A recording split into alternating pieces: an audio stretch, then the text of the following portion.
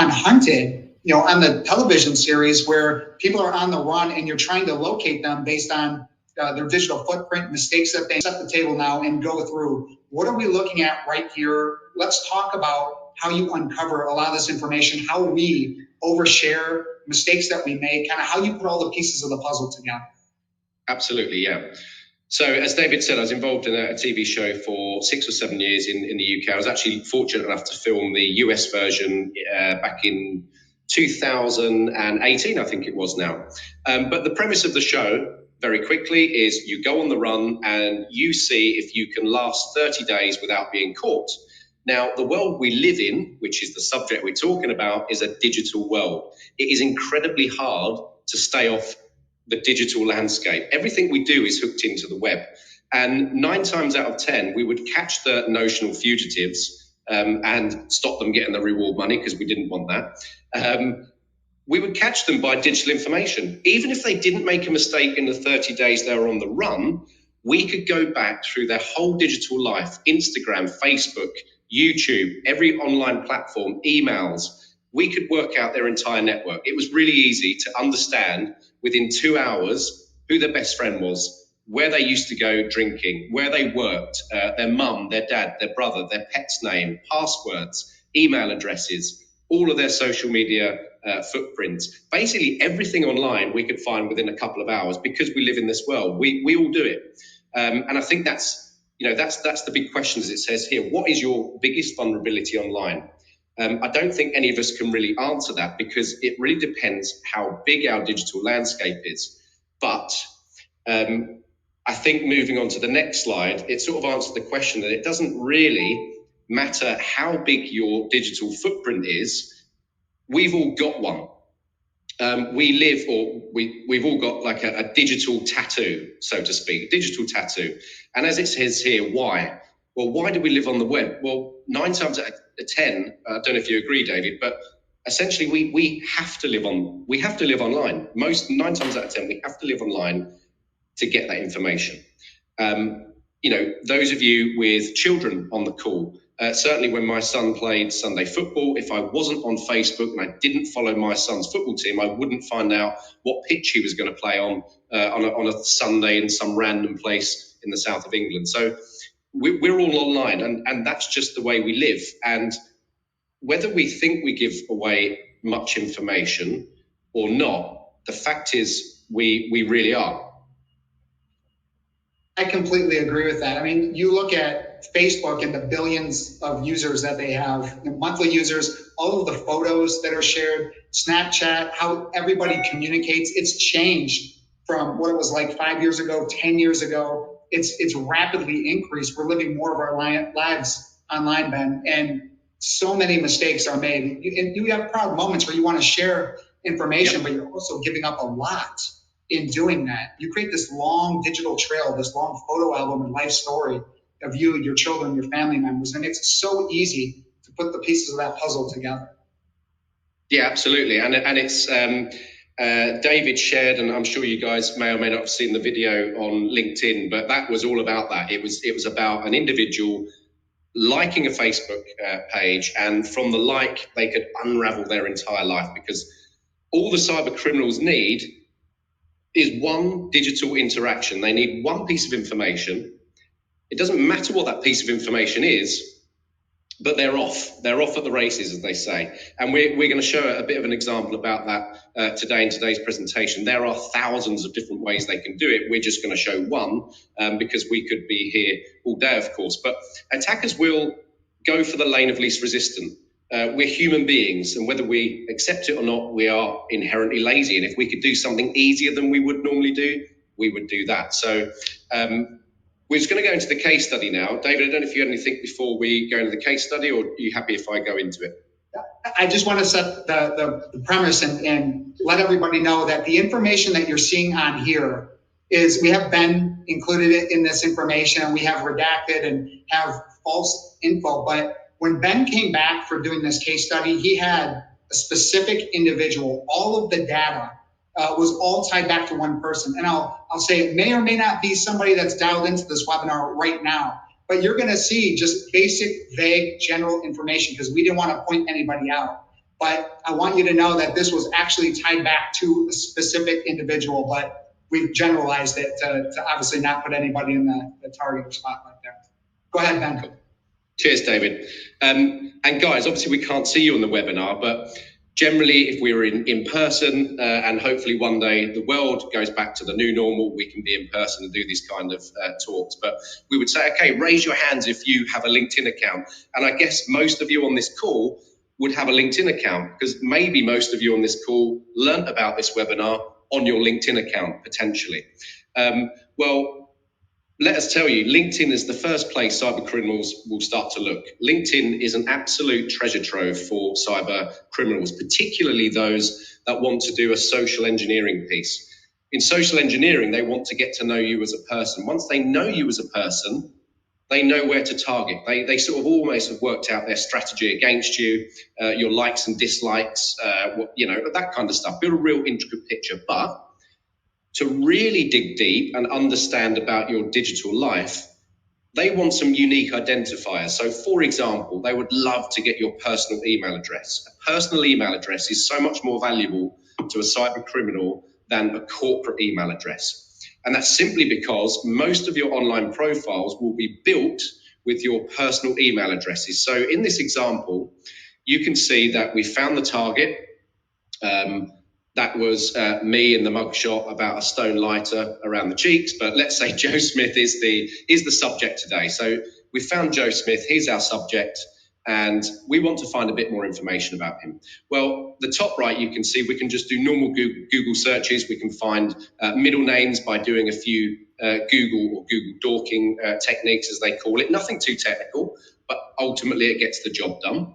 We then locate their LinkedIn account, and using an OSINT research tool, and there are thousands out there, some are paid for, some are free, but ultimately the cyber criminals have access to this. We can scrape behind your LinkedIn account to identify the emails that are associated with it. So whether you think your email address is locked and hidden, whether you've gone through your security settings and put hide,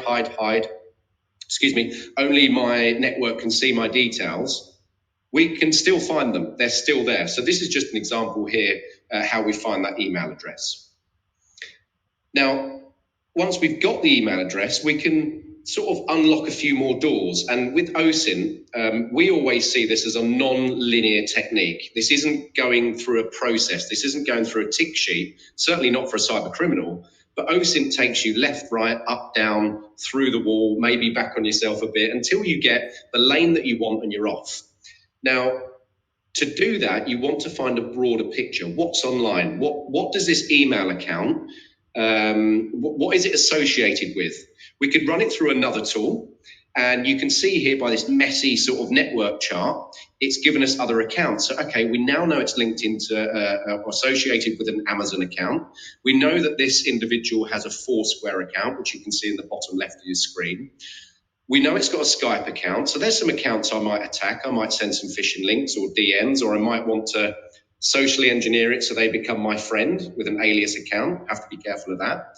But also you can see on the left there, the padlock, password 123, it tells us all of the passwords that have been breached along with that email address. So when we go through life and we download an app on our phone for a boring train journey, we click accept and off we go, we get the game. We're ultimately giving another company our email and our password and trusting them to keep it safe. 9 times out of 10, profit becomes it comes before security. So more often than not, your passwords end up in a breach dump somewhere on the dark web, and is freely accessible to cyber criminals. And how much are you able to unlock with just the email alone? I'm curious, because I think a lot of people heavily rely on maybe 1 or 2 email addresses that they use for everything. Do you see that consistent with so many different breached passwords, or the email tied to so many different online accounts? Is that consistent with your research? Definitely. And you're absolutely right. Most people would have 1 or 2 personal email addresses. And if you only have a few, you're going to be, or the cyber criminal has an easier job. We always teach in cybersecurity to segregate accounts. Yeah, it's a bit of a harder job unless you're using some tools. But what we also always try and do is pivot. So we have a personal email address, we find a password. We've now got an extra data set. So if the password is unique, we can then research the password to see if that's breached anywhere else, which might give us a new email address. And we keep leapfrogging. We just keep going and keep going. And just to end on this slide, what we always say when we're teaching OSINT, it's okay to go and find 1,000 pieces of information. That's great, and lots of people can do that. But it's having the ability and experience to stick that information together like a digital jigsaw puzzle.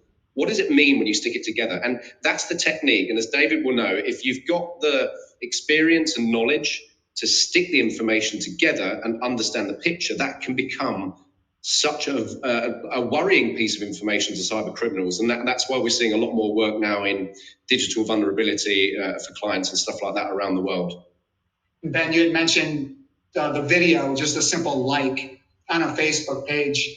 I mean, just how casually so many of us will go through and see something that we like, and you hit that like button. I want to say, if you have not had a chance to watch that video, it's a quick video. It's maybe a minute long. Take a look at it. I had posted it on my LinkedIn account talking about being exposed.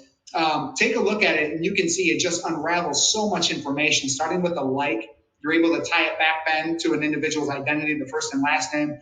And then on that previous slide that we had, you showed how you did some special Google dorking, the Google searches, where you can look at someone's name and it pulls up more ties to other online accounts. It just unravels more and more information.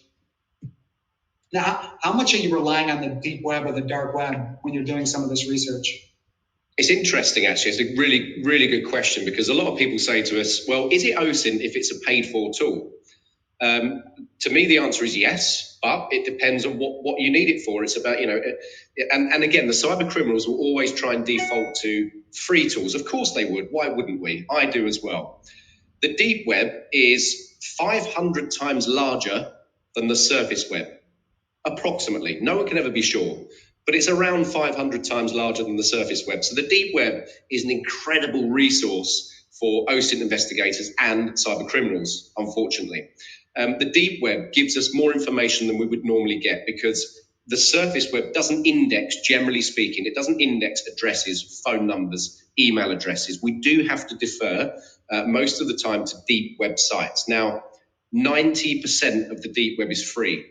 It's just about knowing where to look. Where do we look for the deep web tools? What does it mean? Where are we going to get an email address? Where are we going to get a phone number? And that comes with experience. But guess what? Unfortunately, the cyber criminals are really experienced at this. Why wouldn't they want to learn it? Because that's where they're going to get the juicy information from. And this screenshot here, David, as you know, is just a screenshot of a deep web platform, relatively cheap in price, but it gives you an incredible amount of information. And from a free tool where we extracted the personal email address, we've then put it in another tool to build out all of that network chart. We've got a password as well. We can then put the email address in a deep website. And now we can start to see other email addresses, work email addresses. We can see mobile phone numbers. And each and every piece of information we get, we can go right back to the start. We can go back to that network chart and build that out again, because on their mobile number, they might have registered a Twitter account or an Instagram account or something like that. So as David said before, you just keep branching out, and it's just branch after branch after branch. And every piece of information is almost like a mini investigation in itself. It's quite worrying. And, that's why we always say to clients, just be careful. As David said, liking one post. And of course, we all want to, like LinkedIn, for example, we all want to use LinkedIn for its legitimate reason. David and I met on LinkedIn. It's a fantastic place to network and meet new, interesting people, share experience, opportunities. But unfortunately, all of these places are lurking with cyber criminals, espionage work, people that are doing maybe a sophisticated approach on you as an individual, purporting to be someone from a company giving you an opportunity. They'll play on your emotions, so to speak. It's quite worrying. So the issue, Ben, we're sharing information on LinkedIn. Like you said, very legitimate platform. We're able to do great things with LinkedIn. Same thing with Facebook or Twitter. But you have other organizations that scrape that data. They get breached. You have nefarious individuals that set up sock puppets and fake accounts, and they'll do research. They'll collect information on individuals, and they're piecing it together. Where can I find that this individual works on LinkedIn? Where can I find that they live, or their interest and hobbies might be on Facebook? They're taking this information, they're bringing it all together. Then you can go to people search sites or data aggregators, and you can find out even more information. Like on here, you have multiple, and this was an actual shot of somebody's contact information. Again, we put generic data in here so that wouldn't give anybody away. We wouldn't want to do that. But this screenshot that Ben has, I mean, he was able to pull up their location, multiple email addresses. We have phone numbers associated. You're able to collect such a piece of their life, and then it sets up social engineering attacks. It sets up phishing attacks, all of that, and that's how companies get compromised, or how it can lead to identity theft if you get somebody to give up login information or more sensitive information like banking or social security number data. Yeah, so, yeah, and sorry, David. Yeah, so it's and we said before, even if you don't, if you're listening to this webinar now and you think, well, excuse me, I don't have a particularly big online presence. My LinkedIn is very minimal. I've just got my current job. I hide my contact details, and that's great. That's fantastic. But what the cyber criminal would do, if they are hell bent on infiltrating you as an individual or the company you work for, incidentally, they will leverage people that work at the company to get to the company. Of course they would. They would still find what is left and right of this individual. Does this individual have teenage children? Okay, great, I'm going to go for them.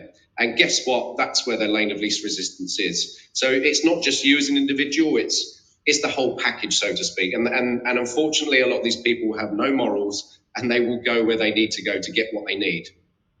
And they take complete advantage of individuals. I mean, and I pose this question to everybody that's watching. How many different places do you use your corporate email address outside of work-related things? It puts the company at risk. It puts you at risk. If you're signing up for a variety of online services, you're ordering food with your corporate email address. I mean, Ben, I know you've done this. You could go type in anybody's corporate email, and it's going to pull up probably all sorts of compromised passwords, different sites that they've been breached in. Not the business itself been breached, but different third-party sites that individuals are using that email address. And you have very slick ways. Even if you have a hard time coming up with somebody's personal information, like their email address, or you want to verify a phone number, this is a pretty slick method that you have right here. Just talk through what we're looking through on here. Yeah, sure. Just to answer your initial thing there about the breach data, because it's such an interesting one. I'm glad you brought it up, actually, David, because if you guys are watching and maybe you have used your corporate email address to sign up for a fast food delivery at the office or a gym fitness app, just go and check that. There's lots of places you can do it and check it, because we would just put in the @ and then the company domain, click a button, and it gives us thousands of breached company email addresses with passwords sometimes. And I would say on average, 30% are using their corporates for personal accounts. So David, really good point, actually. So I'll just touch upon that. But yeah, so this screenshot you guys can see here, this is a trick that a cyber criminal would do. So if they're thinking, right, damn, I can't get this person's email address. I really want their email address because I know if I get their email address, I can find out so much more. Well, they can easily find a Twitter account. So if you've got a Twitter account, make sure you set your security settings so that no one can see even partial details, because what they'll do, they'll go to sign into Twitter and they will say to Twitter, I'm really sorry, Twitter, but I've forgotten my password. And they'll say, no problem at all. Where do you want me to text you a code to? Do you want me to text it to your number ending 89? Or should we email you at this email address? But it give a partial email address. But we can guess the domain at the end, msn.com. That's guessed already. And what you'll often find is the username fits nice and neatly at the start of the email address. If it doesn't, you can kind of guess it, because the asterisks you can see are the actual amount of characters in the email address. So you can just count.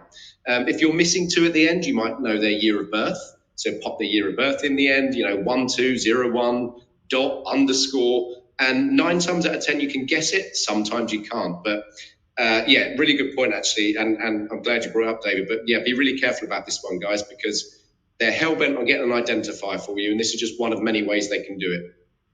Thanks for sharing that, Ben. Again, it's tricks of the trade. The tips that criminals will use, it's things that you need to know about so that you can watch out for it. And just, again, think about all the different places that you have a social media account set up. you can go on to any of these sites and say, oh, forgot password, or try to do a reset. And like Ben said, and like he showed, and again, that was somebody's specific account that we had on there. It's going to reveal some information that can be cross-referenced. What are we looking at right here, Ben, for the Osun Toolkit? Cool. This is one of my favorite ones, actually. The toolkit, there are thousands. And if any of you guys want to know or point in the right direction, I'm sure you can talk to David or join me on LinkedIn, and I can point you in some directions just to have a play with. As I said, most of them are free. But let's start on the bottom right. We'll talk about geolocation. Geolocation is a bit of a dying art, I guess, in the OSINT landscape, because geolocation most of the time is dependent on the user having their location services turned on. That said, you can still do geolocation intelligence gathering without getting information with people's location services, because they might post a picture with a landmark in the background. It might have metadata in the image, which case you can work it out anyway. There's always clues in the image, by the way, and that's one of the fascinating things I love about OSINT is imagery intelligence. It's brilliant, and most people just don't know how much they're giving away. For example, every time a new year school starts at school, mums and dads will be freely on social media posting the picture of the kids with a school badge on. And if someone wants to know where you live, well, they know where the school is, so you're going to live somewhere around there. So that's just one example of thousands. But geolocation actually is a really cool one. That's just one of the tools we use. You can see from a positive point of view how that might be used in the insurance industry. For example, if there was a, God forbid, an incident in a certain area, you could use a geolocation tool to go into, in this case, central London. You know what road the incident was at, you know what time it was at, and you could search any social media post that happened in that area at that time. And not only it might have you images of the incident, but then you've got potential witnesses to speak to. But from a cybersecurity point of view and for your own awareness, just being mindful that you've got all the right settings on your devices as well, because once they've got an area, they've got an incredible pattern of life information on you. Sorry, David, go for it. You made me think of something, Ben, when you were talking about the geolocation information. You said it being a bit of a dying art. I mean, I think it's a good opportunity. This brings up awareness. How many different apps are you sharing your location with on the phone that you have? So think about all the different places. Of course, Google Maps or Apple Maps to be able to get from point A to point B. But how many different other apps are you downloading that you're freely giving that type of access to? And what happens when they get compromised? What happens if they end up in a data breach and all of the detailed location information that you've been sharing with these third parties, Ben, ends up online, and then somebody that has the skill set that you have are able to go on and find it because it was dumped online for free if they didn't cash in on it. And it points a very specific picture of the daily activities, your life, where you live, where you spend your time. It's very, very personal information. Yeah, you're absolutely right. And a lot of these tools as well, a lot of them that were built by developers before data protection really started to screw the bolts down, actually leveraged third-party information. So I might download an app, but because I've downloaded it, it's reading my phone book. And most of my phone book might not have that app, but it doesn't matter because your number has been compromised by someone else downloading the app. And that happens. It still happens, unfortunately. So definitely one to be mindful of. So really good point. But I'm conscious of time, so I'll just quickly talk about two more on these, David, if I've got time. If I haven't, please shout and I'll stop. But top right is facial recognition is improving significantly. It's still not where it's going to get. It's going to get so much better. But it's just a quick story on this one because it was quite interesting. A couple of weeks ago, I was telling David about it, and he's like, I'll definitely say this on the webinar because it's quite cool. But you have buildings around the world. Some of them are more sensitive than others, and the people that work at them buildings are sensitive more than others. There's lots of YouTubers that go around and film certain buildings, and I won't mention what buildings or the findings of it, but we were able to watch a YouTube video clip of a YouTuber where they go past a building of interest, and unfortunately at the time there were some employees coming out of that building. It was quite a grainy picture, wasn't particularly great, probably similar to the one you've seen here, but a bit more at a distance. And we were able to put it through a new tool that we're sort of testing at the moment. And instantly, it gave us 5 different social media platforms that this individual was on. And that's bad. If this was another nation state trying to identify people that work at that place, that's bad news. And that's the sort of thing that agencies across the world, us as individuals, from a privacy perspective, have to now really be mindful of. And with the world as it is, I don't think we can ever get away from it. It's just being mindful and being aware that can happen. And very quickly then, David, sorry, I will stop talking a minute and hand back to you. The bottom left. Again, I'd probably ask you guys to raise your hand and say on your mobile phone. So, for example, I'm in a hotel. I'll hotspot. I won't use the free Wi-Fi. My hotspot's got a name. How many people have changed the hotspot name to something that recognises with them? Well, you're probably on a network monitoring app somewhere. There are thousands of volunteers across the world that have apps on their phones that are hoovering up all of the networks that are happening everywhere. So if I was to go in the hotel lobby later on and click this tool on, I can see everyone that's been there. So we can legitimately follow people around the world just by looking at their network ID on their hotspots. It's scary. So again, something people don't generally think they're giving away. David, I think